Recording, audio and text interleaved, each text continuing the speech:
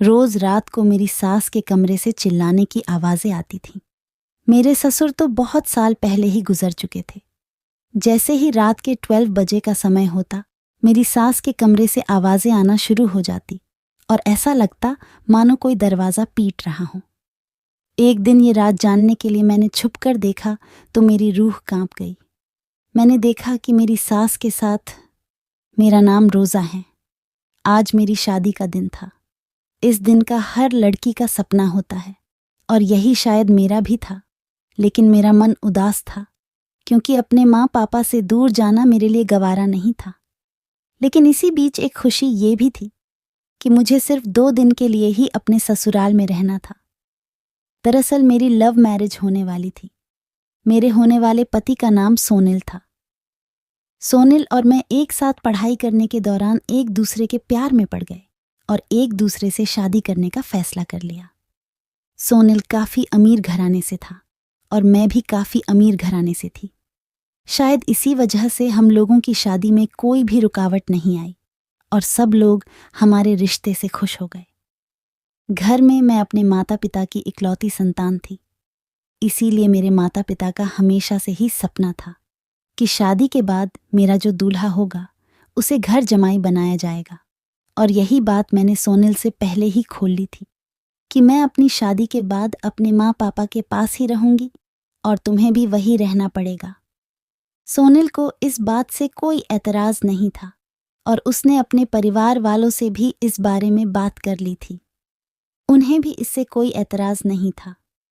सोनिल ने मुझसे प्रॉमिस किया कि हम लोग सिर्फ 2-4 दिन ही अपने गांव में रहेंगे जहां पर मेरा ससुराल था और फिर वापस यहीं पर आ जाएंगे। मैं खुश थी कि 2 दिन तो जैसे तैसे मुझे माँ पापा से दूर रहना ही होगा। लेकिन इस बात की खुशी भी थी कि जल्द ही इनके पास वापस जो लौट आऊंगी। फिर मेरी शादी का समय आया और हम दोनों 7 फेरों के साथ एक बंधन में बंध गए। खैर, दूसरे दिन मेरी विदाई का समय आया और बड़ी ही धूमधाम से मेरी विदाई की गई। ससुराल में गृह प्रवेश के बाद मुझे अपने कमरे को दिखाया और वहां पर बैठा दिया गया। आज शादी के बाद मेरा ससुराल में पहला दिन था। मुझे कुछ भी समझ में नहीं आ रहा था कि मैं क्या करूं और किसके साथ क्या बोलना है। सोनिल तो मुझसे जब से मैं उनके घर पर गई थी मुझसे मिले ही नहीं थे। दरअसल गांव में यहाँ पर रिवाज होती थी कि शादी की रात को ही लड़का लड़की को देखता है। जब से गृह प्रवेश होता है उसके बाद फिर लड़का लड़की एक दूसरे से दूर रहते हैं। खैर, मैं तो किसी को भी जानती भी नहीं थी, इसीलिए चुपचाप अकेले कमरे में बैठी रही। कुछ थोड़ी ही देर बाद कुछ लड़कियां मेरे कमरे में आई और बोली कि भाभी, आपका यह कमरा नहीं है, आपका तो दूसरा कमरा है जो खूब अच्छी तरह से सजाया गया है। मेरे मन में खुशी हुई कि अब मैं सोनिल से मिल लूंगी, क्योंकि जब से मैंने इस घर में प्रवेश किया उसके बाद से मैंने सोनिल को देखा तक नहीं। मुझे एक कमरे में ले जाया गया और वह कमरा ऐसा सजा था कि मैं अपने गुरूर को ही भूल जाऊं। मुझे वह कमरा मेरी खूबसूरती से भी ज्यादा सुंदर लग रहा था। लग रहा था मानो कि चांद सितारों से सजाया गया हो। सोनिल के घर में उसकी माँ के अलावा कोई नहीं था। सोनिल अपनी माँ का इकलौता बेटा था। मेरे ससुराल का घर अगर कोई देखे तो वह देखता ही रह जाए। लगभग इतनी बड़ी हवेली थी कि हर कोई देखकर चौंक जाए। काफी अमीर घराने से ताल्लुक रखने वाले लोग थे। खैर, मैं अपने अमीर ससुराल को पाकर खूब खुश थी, क्योंकि मुझे शादी से पहले भी कोई कमी महसूस नहीं हुई और अब भी नहीं होने वाली थी। लेकिन फिर मेरे मन में विचार आया कि मेरा क्या ताल्लुक इन लोगों से, मुझे तो अपने माँ पापा के पास ही जो रहना है। हाँ, कभी कभार आ जाया करूंगी। खैर, मुझे अपने कमरे में छोड़ने के बाद सोनिल भी कमरे में आ गए और हम दोनों ने अपने नए जीवन की शुरुआत की। रात को 12 बजे बाद का समय हुआ तो मुझे कुछ अजीब सी आवाजें आने लगी। मेरी एकदम से आंख खुल गई। आंख खुलते ही मैं अपने बेड पर बैठ गई, लेकिन वह आवाज आना बंद नहीं हुई। मैं तो एकदम से घबरा गई कि पता नहीं क्या है। फिर आवाज और तेज होने लग गई और दरवाजा खटखटाने जैसी आवाजें आने लग गईं। लेकिन मुझे अचंभा हो रहा था कि सोनिल को इस चीज से क्यों नहीं फर्क पड़ रहा है। वो तो ऐसे सोया हुआ था जैसे उसे कुछ सुनाई ना दे रहा हो। लेकिन वह आवाज इतनी तेज थी कि हर किसी की नींद खुल जाए, लेकिन सोनिल को तो इससे कोई फर्क भी नहीं पड़ रहा था। मैंने सोनिल को जगाने की भी कोशिश की, लेकिन सोनिल ने एक बार भी आंखें नहीं खोली। खैर, मैं कमरे से बाहर जाकर देखने का सोच रही थी और बेड से उतरकर अपनी चप्पल पहनी। इतने में वह आवाजें बंद हो गई। मुझे लगा कि शायद मेरा वहम होगा, लेकिन मेरा वहम नहीं हो सकता था। फिर मैंने सोचा कि मैं सवेरे ही सोनिल से इस बारे में बात करूंगी और मैं वापस सो गई। रात को लेट सोने की वजह से मेरी आंखें जल्दी नहीं खुली। लगभग 9 o'clock बजे का समय हो चला था। सोनिल ने मेरे को जगाते हुए कहा कि यह तुम्हारा शहर कानपुर नहीं है, अब जल्दी से उठ जाओ और तुम्हारी मुंह दिखाई की रस्म भी तो करनी है ना। मैंने अपनी थोड़ी थोड़ी आंखें खोली और सोनिल को देखकर कहा कि थोड़ी देर और सोने दीजिए प्लीज। रोजा, तुम्हारी शादी हो चुकी है और तुम गांव की बहू हो और यहाँ पर हर काम रीति रिवाज से होता है, इसीलिए उठ जाओ। मैं नहाने जा रहा हूँ और थोड़ी देर में कुछ लड़कियां तुम्हें तैयार करने के लिए आ जाएंगी। कल रात वाली बात मैं सोनिल को बताती, उससे पहले ही सोनिल कमरे से बाहर चले गए और उसके बाद मुझे दिखाई नहीं दिए। थोड़ी ही देर बाद कुछ लड़कियां कमरे में आईं और मुझसे कहने लगी कि आपको तैयार करने के लिए हम लोगों को भेजा गया है। खैर, मैंने उनके सामने गर्दन हिला दी। उन लड़कियों ने एक भारी भरकम जोड़ा मेरे को पहना दिया। इतना भारी भरकम जोड़ा मैंने आज से पहले कभी नहीं पहना था। मेरी शादी का जोड़ा भी इससे काफी हल्का था। खैर, अब मुझे पहनना ही था, क्योंकि मेरी सास का हुक्म जो था। खैर, मुझे वह पहनाकर घर से बाहर ले जाया गया, क्योंकि घर के अंदर यहाँ की रिवाज थी कि यह मुंह दिखाई की रस्म नहीं करते। घर के बाहर बने आंगन में मुझे ले जाकर बैठा दिया गया। गांव की औरतों का इतनी ज्यादा भीड़ थी कि मुझे तो समझ में नहीं आ रहा था इतने लोगों का सामना कैसे कर पाऊंगी। खैर, सब औरतों ने मेरी मुंह दिखाई की और मेरी सास ने उन लोगों को खाना वगैरह खिलाकर वापस से भेज दिया। अब तो मेरा शरीर पसीने से लथपथ हुआ जा रहा था, क्योंकि ऊपर से इतनी गर्मी और घर के अंदर होता तो ऐसी भी चल जाती, लेकिन घर के बाहर इतनी धूप में बैठा दिया गया और ऊपर से इतना भारी जोड़ा जो मुझसे संभाले नहीं संभल रहा था। खैर, मैं क्या कर सकती थी। मैं तो बस यही दुआ कर रही थी कि जल्दी से रस्म हो जाए और मेरा पीछा छूटे। फिर वह औरतें चली गई और मुझे वापस अपने कमरे में ले जाकर छोड़ दिया गया। मैंने जल्दी से वह जोड़ा उतारा और हल्के कपड़े पहनकर ऐसी चालू करके बैठ गई। थोड़ी ही देर बाद सोनिल आ गए और वह कहने लगे, कैसी रही तुम्हारी मुंह दिखाई की रस्म। मैंने उनसे कहा कि रस्म तो अच्छी थी, लेकिन जो कपड़े पहनाए गए थे वह बहुत भारी थे। तभी सोनिल कहने लगे कि यह सब यहाँ की रिवाज है, नई नवेली दुल्हन को तो इसी तरह के जोड़े पहनने पड़ते हैं। तभी मैं आश्चर्य से सोनिल की तरफ देखते हुए बोली कि यह क्या कह रहे हो, क्या मुझे यह रोजाना पहनना पड़ेगा। तभी वह बोले कि हाँ, जब तक हम लोग यहाँ पर हैं तुम्हें यही पहनना पड़ेगा। मैंने सोनिल से कहा कि जब तक का क्या मतलब, तुम तो 2 दिनों का बोलकर लाए थे ना, और आज तो मेरा यहाँ पर पहला दिन है और कल हम लोग यहाँ से निकलने वाले हैं। तभी सोनिल मेरी बातों का थोड़ा अजीब सा व्यवहार करने लगे और चुप्पी साध ली और कोई ना कोई बहाना बनाकर कमरे से बाहर चले गए। सोनिल का ऐसा व्यवहार देखकर मुझे थोड़ा अजीब सा हुआ, लेकिन फिर मैंने उस बात पर गौर नहीं किया। रात का समय हुआ, हम लोगों ने खाना खाया और मैं अपने कमरे में चली गई। कल रात भी ठीक से नहीं हो पाई थी और सवेरे भी जल्दी उठा दी गई, इसीलिए मुझे नींद आने लगी और मैं सो गई। लेकिन रात के 12 o'clock बजते ही आवाजें आना शुरू हो गई और दरवाजे भी खटखटाने लगे। आखिर चल क्या रहा था। अब तो मेरा शरीर पसीने से लथपथ हो गया। घबराहट के मारे मेरी जान निकली जा रही थी, क्योंकि आज से पहले मैंने कभी ऐसा नजारा नहीं देखा था। मैंने सोनिल को जगा दिया। सोनिल भी उठ खड़े हुए और बोले कि क्या हुआ। मैंने उनसे कहा कि यह आवाज किस चीज की आ रही है। तभी सोनिल मेरी तरफ से आश्चर्य से देखते हुए बोले कि यह क्या कह रही हो तुम, मुझे तो कोई आवाज नहीं सुनाई दे रही। मुझे सोनिल की बातों पर अजीब सा लग रहा था कि ऐसा कैसे हो सकता है। मैंने अपने मन में सोचा कि क्या यह आवाज सिर्फ मुझे ही सुनाई दे रही है, लेकिन यह मेरा वहम नहीं हो सकता था। मैंने सोनिल से कहा कि क्यों झूठ बोल रहे हो। सरेआम इतनी तेज आवाज हो रही है कि पूरी हवेली गूंजे जा रही है और आप कह रहे हो कि हमें आवाज ही सुनाई नहीं दे रही है। तभी सोनिल ने गुस्से होते हुए कहा कि मैं पूरी तरह से थका हुआ हूं और तुम्हारी बेफिजूल की वहम के आगे मैं कुछ नहीं कर सकता। प्लीज मुझे सोने दो। ऐसा कहकर सोनिल अपने मुंह पर कंबल ओढ़कर सो गए। उन्होंने मेरी बात का जरा भी गौर नहीं किया है। वह आवाजें आती रहीं। अब तो घबराहट के मारे मेरी जान निकली जा रही थी। आखिर मैं करती भी क्या। फिर मैं सोनिल के एकदम से चिपक कर सो गई और थोड़ी देर बाद जब आवाजें बंद हो गई उसके बाद मैं चैन से सो गई। खैर, दूसरे दिन मैंने विचार किया कि आज मैं पूरी बात का पता लगाकर ही रहूंगी। सवेरे होते ही जब नहा धोकर मैं और सोनिल बैठे थे, तभी मैंने सोनिल से कहा कि मैं माँ जी से पूछूंगी कि रात को ये आवाजें कैसी आती है, आखिर इस हवेली में हो क्या रहा है।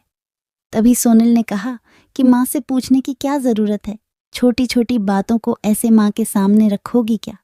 दरअसल मेरे पति सोनिल अपनी माँ से बहुत ज्यादा डरते थे। उनकी जरा भी जुबान उनके सामने नहीं खुलती थी और यही सब मुझे भी झेलने को बोला था। शादी की पहली रात को ही मुझे सोनिल ने बोल दिया था कि मेरी माँ की हुकूमत को अपनी सर आंखों पर रखना, कभी भी उनका दिल मत दुखाना। लेकिन मैंने सोनिल से कहा कि आखिर वह आवाजें हैं क्या। तभी सोनिल कहने लगे कि यह आवाज तो हमेशा से इस हवेली में आ रही है। इस हवेली पर किसी भूत प्रेत का साया है जो रात को इस तरह हरकतें करते हैं। लेकिन तुम डरो मत, इन आवाजों से आज तक कोई नुकसान नहीं हुआ है, इसीलिए बस इतना ख्याल रखा करो कि कमरे से बाहर मत जाया करो और आवाजें अपने आप बंद हो जाएगी। अब तो मैं बिल्कुल डर गई, क्योंकि मुझे तो भूत प्रेतों से पहले से ही बहुत ज्यादा डर लगता था। मैंने सोनिल से कहा कि अब तो मुझे यहां जरा भी नहीं रुकना, और वैसे भी आप मुझे 2 दिन का बोलकर यहां पर लेकर आए थे। लेकिन अब तो मुझे 3 दिन हो चुके हैं और मैं अपने माँ पिताजी के बिना एक पल भी नहीं रह सकती, और शादी होने से पहले यह बात भी मैंने खोल ली थी। फिर अब यह किस चीज की देरी है। और वैसे भी तुम्हारे घर की सारी रस्में तो अब हो चुकी है ना। अब ऐसे फिजूली का यहां पर बैठे रहने से क्या होगा, और तुमको भी तो अपनी जॉब के लिए वहां जाना ही है। आखिर तुम्हारी छुट्टियां भी तो पूरी हो चुकी है, इसीलिए तुम अपनी माँ से बात कर लो और हम लोग आज ही निकल जाएंगे। मेरी ऐसी बातें सुनकर सोनिल के माथे पर पसीना आने लगा। वह मानो मुझसे कुछ कहना चाह रहे हो लेकिन कह नहीं पा रहा हो, और घबराहट के मारे उनकी हिचकिचाहट शुरू हो गई। मैंने कहा कि या तो आप बात कर लीजिए या फिर मैं बात कर लेती हूं। तभी सोनिल ने कहा कि नहीं नहीं, मैं अपने आप माँ से पूछ लूंगा। फिर हम लोग खाना खाने के लिए नीचे चले गए और खाने की टेबल पर बैठे रहे। मैंने 2 ही टुकड़े पराठे के खाए थे। तभी मेरी सास बोल पड़ी कि सोनिल, क्या तुम्हें अपने शहर नहीं जाना है? अब तुम्हें काफी दिन हो चुके हैं छुट्टी लिए हुए, इसीलिए अब तुम्हें अपनी नौकरी पर जाना चाहिए। वैसे भी यहाँ का सारा काम भी निपट गया है। उनकी ऐसी बातें सुनकर मेरे चेहरे पर संतोष आ गया। मैंने मन में विचार किया कि खैर किसी को तो मेरी फिक्र हुई। अब हम लोग यहाँ से चले जाएंगे और उन आवाज़ों से मेरा पीछा छूट जाएगा, ताकि मैं पूरी रात चैन से सो सकती हूँ। और इन भूत प्रेतों के बातों से भी, क्योंकि मुझे तो हमेशा से इन सब से बहुत बहुत डर लगता था और मैं जितना जल्दी हो सके इन सब से पीछा छुड़ाना चाहती थी। खैर, मैं उठकर खड़ी होकर कमरे में जाने लगी। तभी मेरी सास कहने लगी कि क्या हुआ, तुमने अच्छे से खाना क्यों नहीं खाया? तभी मैंने कहा कि मुझे पैकिंग करनी है ना, इसीलिए। तभी मेरे सास कहने लगे कि पैकिंग तो सोनिल अपने आप कर लेगा। भला कितने सूट होंगे, कम ही कपड़े लेकर आया था यहाँ पर। तभी मैंने कहा कि सोनिल के तो कम कपड़े हैं, लेकिन मेरी साड़ियाँ वगैरह बहुत से कपड़े हैं जो मुझे बैग में डालने हैं। तभी मेरी सास की आंखें क्रोध से लाल हो गईं। वो सोनिल की तरफ देखते हुए बोली कि तुमने बहू को बताया नहीं कि इस हवेली के नियम कायदे क्या है? तभी सोनिल ने कहा कि भूल गया था, मैं अभी बता दूंगा, मुझे कुछ भी समझ में नहीं आ रहा था। तभी सोनिल भी उठ खड़े हुए और मुझे कमरे में ले जाकर मुझे प्यार से समझाते हुए बोले कि अब तुम्हें यहीं पर रहना होगा, तुम अपने माँ पिताजी के पास नहीं जा सकती। मुझे कुछ भी समझ में नहीं आ रहा था कि आखिर वह क्या कह रहे हैं। तभी सोनिल ने कहा कि हवेली के कायदे नियम है। इस घर में जो एक बार बहू बन के आ जाती है, फिर वह कभी अपने मायके नहीं जाती है। मेरी माँ भी कभी नहीं गई थी और हमारे परिवार रिश्ते नाते में कोई नहीं जाता। तभी मैंने उसका हाथ पकड़कर गुस्से से बोला कि मैंने शादी से पहले ही आपको बोल दिया था और मेरे माता पिता ने भी आपसे वादा लिया था कि आप शादी के बाद वहीं पर रहेंगे और मैं अपने माता पिता के पास रहूंगी। मैं सिर्फ यहाँ पर 2 दिन के लिए आई थी, वह भी तुम्हारे गांव और तुम्हारे परिवार की रस्मों को निभाने के लिए। लेकिन तुमने मेरे साथ इतना बड़ा धोखा कैसे किया? तुमने झूठ बोला। तभी सोनिल बोले कि मुझे माफ कर दो, लेकिन अब तो तुम्हें यह मानना पड़ेगा। और अपनी माँ का कहा, मैं बिल्कुल भी नहीं टाल सकता। मैंने सोनिल से कहा कि ठीक है, तो मेरी नहीं माननी तो मत मानो, लेकिन मैं चली जाऊंगी। अकेले जाने में भी मुझे कोई तकलीफ नहीं होती और अपने माँ पापा को मैं फ़ोन करके सब कुछ बता दूंगी। तभी सोनिल ने कहा कि तुम ऐसा कुछ मत करना। देखो, तुम मुझसे प्यार करती हो तो मेरी यह बात माननी पड़ेगी, और वैसे भी 2 महीने की ही बात है। 2 महीने तुम यहाँ पर रुक जाओ, उसके बाद मैं कोई ना कोई बहाना बनाकर माँ से बोल दूंगा और तुम्हें अपने साथ ले जाऊंगा। सोनिल ने अपनी बातों में मुझे इस तरह उलझा लिया कि मैं कुछ ना बोल पाई और वहां रुकने पर राजी हो गई। अब मेरे मन में ख्याल आया कि ठीक है, 2 महीने की ही तो बात है, जैसे तैसे गुजार दूंगी। फिर मैंने सोनिल से कहा कि मुझे रात को बहुत ज्यादा डर लगता है। उन भयानक आवाजों से मेरा सामना नहीं हो पाएगा। मैं अकेली कैसे ये सब मैनेज कर पाऊंगी? तभी सोनिल बोले कि तुम अंदर से दरवाजा बंद कर लिया करना और सवेरे ही खोलना, चाहे कोई भी तुम्हें पुकारे। तुम दरवाजा मत खोलना, ना ही कमरे से बाहर जाना, और उन आवाजों को आती है तो तुम आने देना, उन पर जरा भी गौर मत करना। लेकिन एक बात याद रखना कि वह आवाज कभी कोई नुकसान नहीं करेंगे। फिर मैंने जैसे तैसे अपने मन को समझा लिया। अब सोनिल भी चले गए और मैं अकेली रह गई। मुझे तो अपने माँ पिताजी की यादें बहुत खा रही थी। मन कर रहा था कि अभी भाग कर चली जाऊं, लेकिन फिर सोनिल को वादा दिया हुआ था, वह भी तो पूरा करना था। फिर मैं रुक गई। हवेली में मुझे घर का काम कोई भी नहीं करना पड़ता था। बस इतना ही था कि घूंघट निकाले पूरा दिन कमरे में बैठे रहो और जब सास बुलाए तो उनके पास चले जाओ। मेरी सास कभी भी मेरे साथ ज्यादा बात नहीं करती थी। जितना काम होता है उतनी ही बोलती, और वह पूरा दिन पता नहीं किस काम में लगी रहती। उनका चेहरा पूरी तरह से लाल और डरावना रहता था। बड़ी बड़ी आंखें और बिखरे बिखरे से बाल मानो किसी चुड़ैल से कम नहीं लगती थीं। लेकिन फिर मैं कर भी क्या सकती थी? मैंने कभी मन में नहीं सोचा था कि मुझे ऐसी सास मिलेगी। मैंने तो हमेशा से यही विचार करके रखा था कि मेरी सास हमेशा से मेरी माँ जैसी ही होगी और मैं उनका माँ जैसे ही आदर करूंगी। लेकिन मेरी सास इस लायक नहीं थी। वह तो बस पूरा दिन अपने ही मगन में रहती। उन्होंने एक बार भी मुझसे नहीं पूछा कि सोनिल के जाने के बाद तुम्हें कैसा लगता है? तुम्हें किस चीज़ की कमी तो नहीं है? कि तुम्हें क्या चाहिए? कि मुझे जो भी ज़रूरत होती मुझे अपने आप ही पूरी करनी होती थी। रात का समय हुआ, खाना खाकर मैं अपने कमरे में सो गई। लेकिन मुझे नींद कहाँ आने वाली थी, क्योंकि मुझे तो वही डर था कि 12 बजते ही आवाज़ शुरू हो जाएगी। आज तो मैं अकेली थी। रोज़ सोनिल मेरे साथ होते हैं, इसीलिए थोड़ा कम डर लगता है। लेकिन आज तो मेरी जान निकल जाएगी, बिल्कुल ऐसा ही लग रहा था। लेकिन जैसे तैसे मैंने खुद को संभाला और कमरे को अच्छी तरह से अंदर से बंद करके कंबल को ओढ़कर सो गई। जैसे ही रात का समय हुआ, वह आवाज़ आना फिर से शुरू हो गई। मेरी तो डर के मारे जान निकली जा रही थी। मुझे कुछ भी समझ में नहीं आ रहा था कि मैं क्या करूं। मैंने अपने कानों में रुई डालकर सोने का सोचा और रुई डालकर सो गई। लेकिन वह आवाज़ तो इतनी तेज थी कि कोई भी रुई उसके आगे असर ना करती। फिर मेरे मन में विचार आया कि एक बार जाकर जरूर देखना चाहिए, क्योंकि यह आवाज़ भूत प्रेतों की नहीं थी। अगर ऐसा होता तो हवेली का इलाज कभी तो किसी तांत्रिक से करवाया होता। भला ऐसा इंसान कौन होता है जो इस तरह की अपवाद घर में होते रहे और उसका इलाज ना करवाए। मुझे थोड़ा वहम लगा, इसलिए मैंने अपने कमरे का दरवाज़ा खोला और डरते डरते कमरे से बाहर चली गई। धीरे धीरे मैं अपने छत से नीचे उतरी और आंगन में जा खड़ी हुई। वहां जाकर मुझे पता चला कि आवाज़ मेरी सास के कमरे से आ रही थी। पहले तो मुझे लगा कि शायद वह किसी मुश्किल में है, लेकिन मेरा यह भूत वाला वहम तो दूर हो चुका था। मुझे पता चल चुका था कि सोनिल ने मुझे झूठ बोला था, क्योंकि अगर यह भूत प्रेत का मामला होता तो मेरी सास के कमरे से ही आवाज़ है क्यों आती। मैं धीरे धीरे चलते हुए अपनी सास के कमरे में गई और वहां जाकर देखने की सोची, लेकिन देखा कि अंदर से तो कमरा बंद था।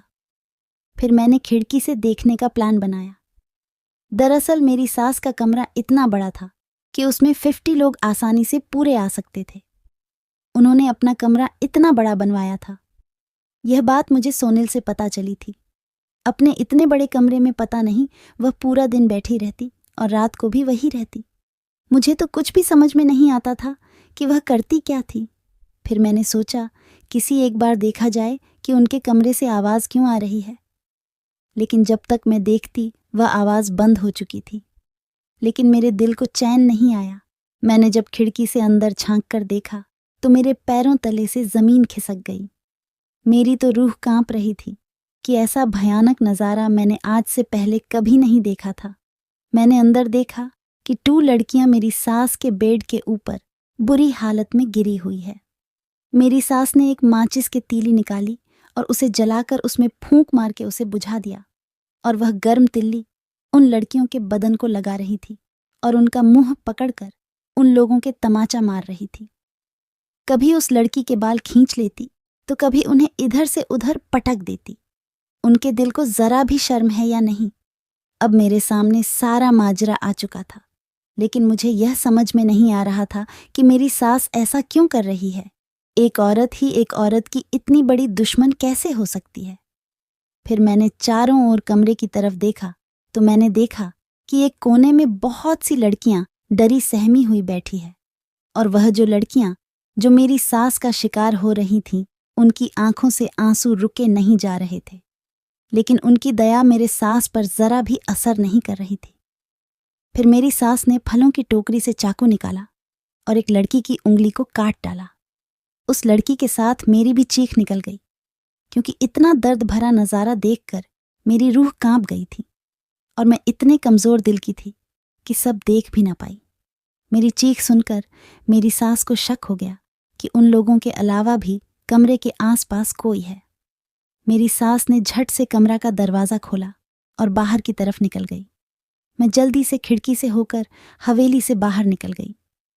अब मेरी सास को पता चल चुका था कि यह सब देखने वाली मैं ही थी, क्योंकि मेरी सास ने मेरे कमरे का दरवाज़ा खोलकर देखा होगा और मुझे वहां ना पाकर उनके मन में शक हो गया था। लेकिन मैं जैसे तैसे अपनी जान छुड़ाकर वहां से भागती रही और सड़कों को पार करते हुए एक दुकान के सामने जा खड़ी हुई। रात का समय था, सारा माहौल शांत और पूरे अंधेरी रात में मुझे कोई भी दिखाई नहीं दे रहा था। मैं वहीं एक पेड़ के पास छुपकर बैठ गई और सुबह होने का इंतज़ार करने लगी। सवेरा होते ही मैंने किसी इंसान से फ़ोन लिया और अपने माँ पिताजी को फ़ोन कर डाला और कहा कि इस बारे में सोनिल से ज़रा भी जिक्र मत करना। फिर मेरे माँ पिताजी जल्दी से उस जगह पर आ गए और मुझे गाड़ी में बैठाया। मैंने सब बातें उनसे कह डाली। मेरे पिताजी कहने लगे कि हम लोगों को पुलिस को लेकर आना चाहिए। खैर, हम लोग थाने में गए और पुलिस को लेकर हमारी हवेली पर पहुंचे, लेकिन मेरी सास ने लड़कियों को गायब कर दिया था। अब मेरे पास कोई भी सबूत नहीं था, लेकिन फिर मेरे दिमाग में आया कि उस चाकू से हमें कोई ना कोई सबूत मिल सकता है। मैंने पुलिस को वह चाकू देते हुए कहा कि इससे कुछ ना कुछ सबूत मिलेगा। इसमें जो खून लगा है उसकी जांच करवाइए। फिर जांच में पता चला कि यह एक लड़की का खून था। अब मेरी सास को पुलिस में हवालात में डाल दिया गया और सर सारा सच उगलवाने लगे। तभी मेरी सास ने सारा सच उगल दिया और कहने लगी कि वह गांव की गरीब लड़कियों को पकड़ कर लाती और अपने कमरे में उन लोगों के साथ अत्याचार करती और उन्हें विदेश में बेच देती थी। इससे वह पैसे कमाती थी और लड़कियां सिर्फ गांव से ही नहीं, शहर से भी बहुत सी आ जाती थीं। सोनिल लड़कियों को यहाँ तक लाने का ही काम करता था। नौकरी के नाम पर वह झूठ बोलता था और लड़कियों को बहला फुसलाकर हमारी हवेली तक ले आता। उसके बाद मैं उनके साथ अत्याचार करके बेच देती। अब मेरी आंखें खुल चुकी थी कि सोनिल भी इस तरह मिला हुआ था। मुझे खुद पर शर्म आ रही थी कि मैंने एक ऐसे इंसान से प्यार किया था जिसको जरा भी शर्म नहीं थी। खैर, अब मैं अपने माँ पिताजी के साथ चली गई और सोनिल को तलाक दे दिया। उन माँ बेटों को आज भी सजा मिल रही है और अपने कर्मों का फल भोग रहे हैं। मुझे इस बात की संतुष्टि थी कि मैंने उन मासूम लड़कियों को बचा लिया और उसके बाद जो और होने वाले अत्याचारों को पर रोक लगा दी। धन्यवाद। तो दोस्तों, यह थी हमारी आज की कहानी। उम्मीद करते हैं आपको पसंद आई होगी। आपका क्या कहना है इस कहानी के बारे में कमेंट करके हमें ज़रूर बताएं। वीडियो को लाइक करके चैनल को सब्सक्राइब कर लीजिए। साथ में घंटी को दबाकर ऑल पर सेट कर लीजिए ताकि आने वाली वीडियो आपको तुरंत मिले। धन्यवाद।